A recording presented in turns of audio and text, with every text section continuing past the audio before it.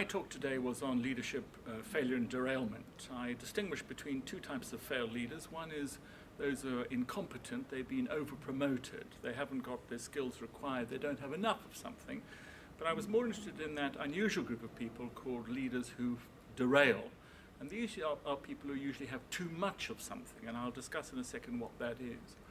What we know about leaders is that many more fail and derail than you think. It's estimated that almost 50% of business people fail and derail. That is, that people leave the organization, they cause the share price to fail, they cause lost opportunities. So the question is why? And what we've noticed from the studies we've done are there three things that seem to be most important. The first is troubled leaders have difficulty establishing relationships. Leadership is a relationship business, and they cannot sustain and maintain happy, healthy relationships in the workplace. Secondly, we also know that they're not very self-aware. They're not sure about their strengths and their weaknesses. They overplay their strengths. They don't recognize their weaknesses, and this constitutes a significant problem. And thirdly, they're not very adaptable. They don't react to change very well. And these characteristics are fundamentally important. But the heart of my talk was about what are called the personality disorders.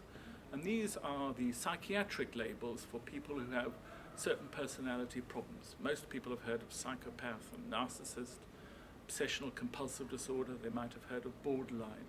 And what we know as psychologists is that people, it's not as if you are a psychopath, you're not a psychopath, but rather you're on a dimension. And so there are people who are psychopathic, and what does that mean? They don't have a conscience. There are people who are narcissistic, means they're self-obsessed, and they can be slightly self-obsessed, more self-obsessed, or clinically self-obsessed. And what we've noticed with derailed leaders is they tend to have certain characteristics in excess. They tend to be rather narcissistic. They tend to be overly self-confident. They also tend to have a reputation for being rather mischievous. They tend to be rather naughty to the point of doing things illegally. Some of them have a reputation for being highly creative, that they think outside the box.